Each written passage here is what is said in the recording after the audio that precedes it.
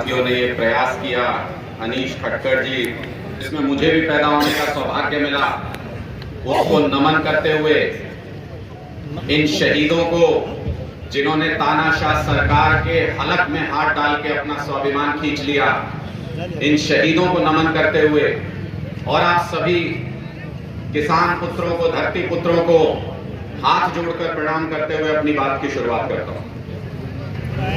समझने की बात यह है कि हमारे साथ इंसाफ सिर्फ अभी नहीं हो रहा, हमारे साथ इंसाफ सिर्फ ये नाइंसाफी सिर्फ इस आंदोलन में नहीं हुई, आपके और हमारे साथ आम घरों के लोगों के साथ ये नाइंसाफी रोज होती है, हर रोज होती है।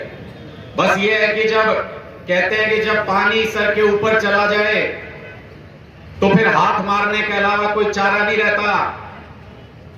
हमारे बच्चों को ना अच्छे स्कूल मिलते हैं ताकि वहां पढ़ के अच्छी जगह चले जाएं, ना हमें बिजली मिलती अपने खेत में, ना हमको नौकरी मिलती अपने बच्चों के लिए।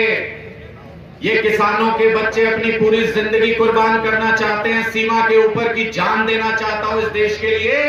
ये सरकार कहती है कि 4 साल बाद रिटायर हो जाना। जब खाद मांगने जाओगे खाद नहीं मिलेगी, जब फसल का रेट मांगने जाओगे फसल का रेट नहीं मिलेगा, जब फसल खराब हो जाएगी तो मुआवजा नहीं मिलेगा। आपके साथ हर पल इंसाफ इस सरकार ने छीन लिया, आपसे नाइंसाफी होती रही हर पल, और अभी भी होती है। लेकिन अगर कोई हमारी धरती के साथ खिलवाड़ करने का कोशिश करे, लेकिन अगर कोई स्वाभिमान के साथ खिलवाड़ करने की कोशिश करे तो फिर लड़ना जरूरी हो जाता है। और ये जो लड़ाई जिसकी आज याद में यहां पे बैठे हैं, ये लड़ाई भी ऐसी ही लड़ाई थी। आपसे आपकी जमीन छीनना चाहते थे, आपका स्वाभिमान छीनना चाहते थे। कहते हैं कि स्वाभिमान पे आ जाए तो टकराना जरूरी है, जो जिंदा हो तो जिंदा नजर आना जरूरी है। ये वही लड़ाई थी। ये 19 शहीदों के लिए आज यहां पर हम इनको नमन करते हुए एक श्रद्धांजलि स्थल बना रहे हैं, इनको याद करें, इनकी कहानियां सुनाई जा सके।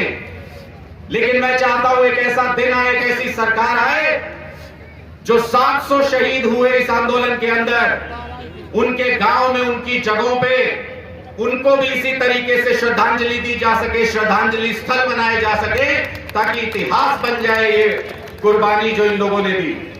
और किस लिए कुर्बानी दी?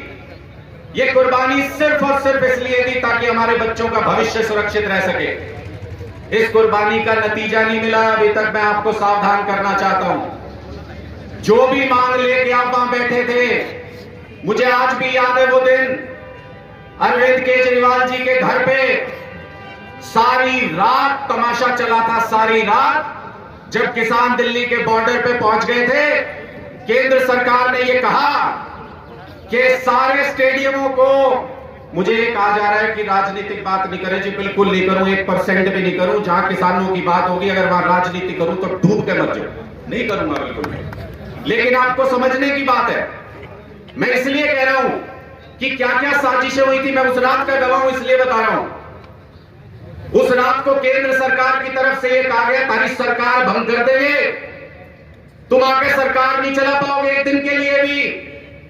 तो किसी को तो आज भी स्टैंड ले रहे हैं ना, किसी को तो स्टैंड लेना था। केजरीवाल जी ने कहा था चाहे फांसी दे दे, ये कलम तोड़ दी, साइन नहीं करूंगा इस फाइल के ऊपर जिसको कह रहे हैं स्टेडियमों को जेल बना दो। मैंने इसलिए इस बात का जिक्र किया, आप ये मत समझना मैं राजनीति कर रहा हूं, अपनी पार्टी की बात कर रहा हूं।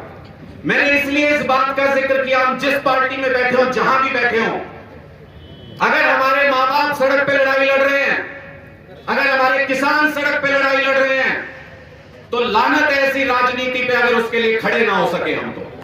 इसलिए आप जहां जिस कुर्सी पे बैठे हो, जहां अपना दमखम दिखा सकते हो, वहां दमखम दिखा के इस लड़ाई में जुड़ना चाहिए, खड़े होना चाहिए। मैं इसलिए ये सारी बातें कह रहा हूं और अपनी वाणी को विराम दूंगा एक आखिरी बात कह के। ये लड़ाई अभी खत्म नहीं हुई है, ये लड़ाई अभी और आगे जाएगी और बहुत दूर तक जाएगी। कुर्बानियां देने के लिए तैयार रहना। इसलिए कह रहा हूं कि कुर्बानी देने के लिए तैयार रहना, क्योंकि इतिहास उसी का लिखा जाता है जो जीतता है, जो लड़ाई में, एक छोटी लड़ाई का एक छोटा टुकड़ा जीत लिया, उससे इतिहास नहीं लिखा जाता। जब इस तानाशाही सरकार को पटक दोगे, पलट दोगे, तब आपका इतिहास सुनहरे अक्षरों में लिखा जाएगा, उसके बिना नहीं लिखा जा सकता।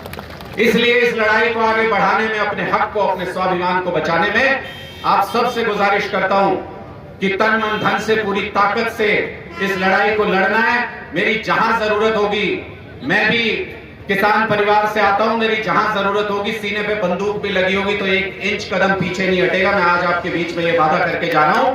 बहुत बहुत शुक्रिया।